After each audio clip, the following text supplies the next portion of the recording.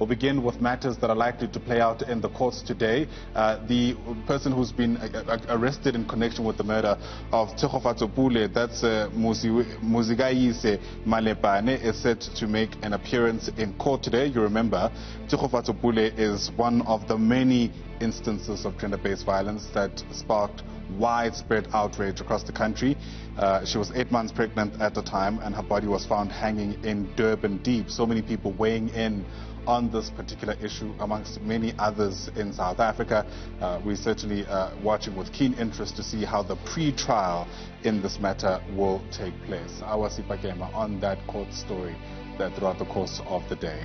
In a related incident, sadly, in a country like ours, we do have days like these where it appears we have to focus really broadly on ways through which we're failing to protect some of the most vulnerable people in our society. The case involving the 2 children in Orange Farm who were initially reported as missing and whose bodies were later found is set to continue today. The bail hearing of a 29-year-old woman who was arrested in connection with that murder is set to take place today. Her name is Bonzo Mhlanga, and there's been really disturbing revelations about her once we learned a bit more about ways through which she's implicated in this particular matter. For one, we know she's had a previous running with the law, that is, and in fact, in that instance too, it involved a minor. One wonders how this will affect her bail hearing today. Well, Bonga Vilane is going to be in court for us, and he'll certainly give us an idea of how all of that pans out. We'll also take you to Parliament, what is likely to be another hybrid sitting of SCOPA, which is the watchdog of the public purse, so to speak. The SABC is set to appear before SCOPA today, and they're going to be explaining some of their skills audit and expenditures. And it comes at the back of a statement that you might have seen yesterday coming from the public broadcaster that several employees had been served with dismissal notices, for lack of a better term, and that's because it's been found that their appointments have been irregular, and these appointments, we're told, took place during the tenure of former executive Claudio Mutsueneng. In fact, my understanding is that one of the people who's been asked to essentially leave is a presenter on the SABC, and at the time she was actually live on air. Haven't necessarily been able to confirm that, but at least that's the backdrop of this briefing that we're expecting. The SABC appearing before SCOPA.